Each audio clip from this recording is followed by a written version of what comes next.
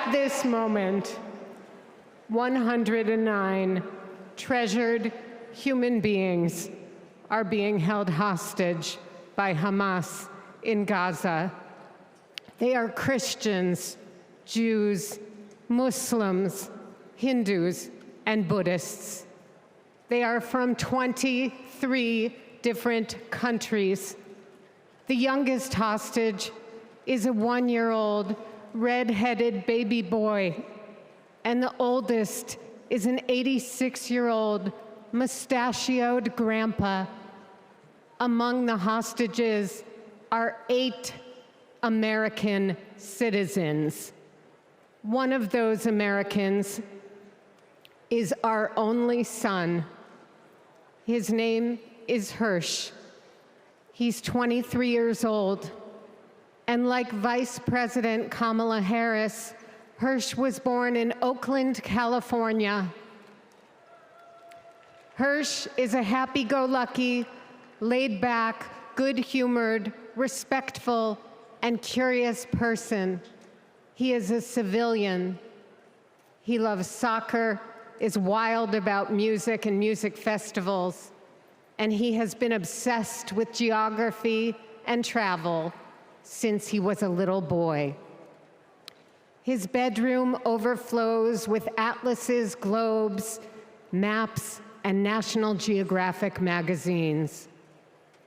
On October 7th, Hersh and his best friend, Honor, went to a music festival in the south of Israel.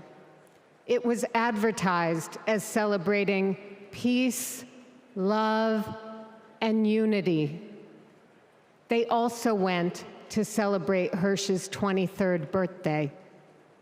As rockets began to fall, Hersh, Honor, and 27 other young festival goers took refuge in a 5-foot by 8-foot bomb shelter.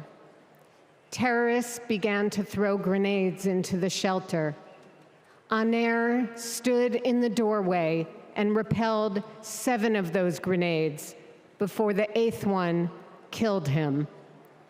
Altogether at the Nova Music Festival, 367 young music lovers were killed.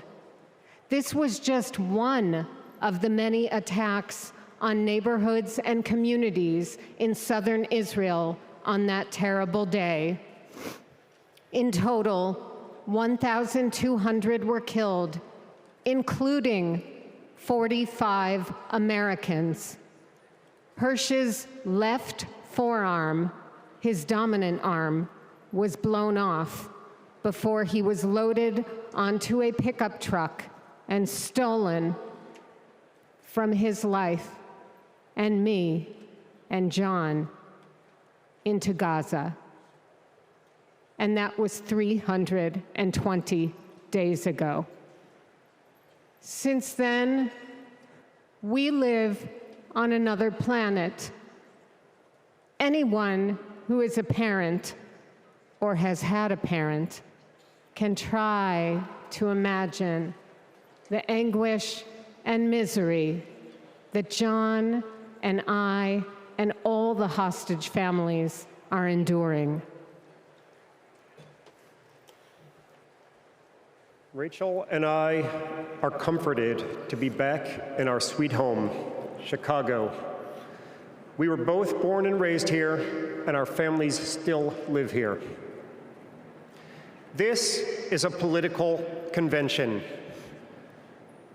but needing our only son and all of the cherished hostages home is not a political issue. It is a humanitarian issue.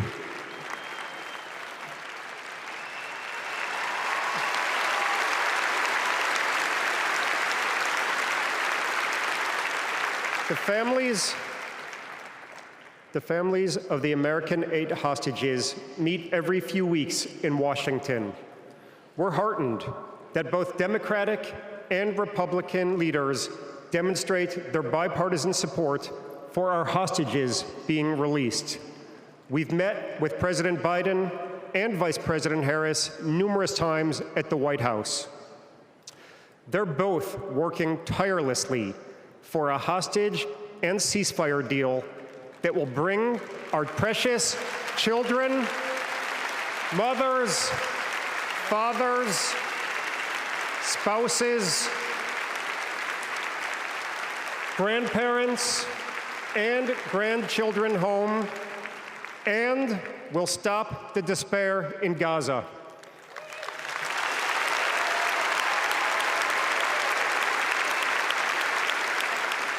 We are all deeply grateful to them.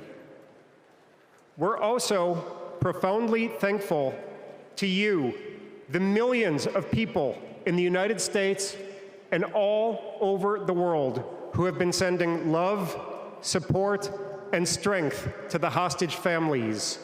You've kept us breathing in a world without air.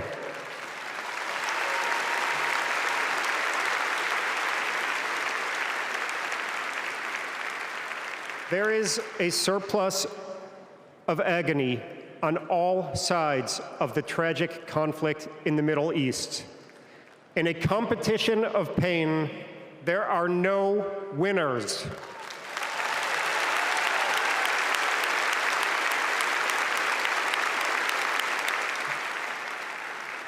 In our Jewish tradition, we say, Kol Adam Olam Umlo'o. Every person is an entire universe. We must save all these universes.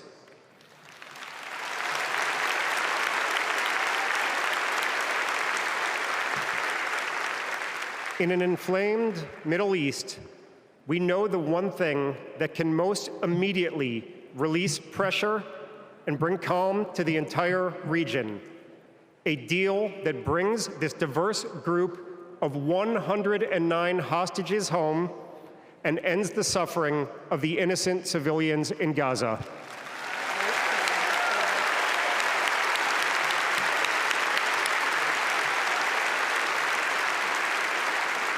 The time is now.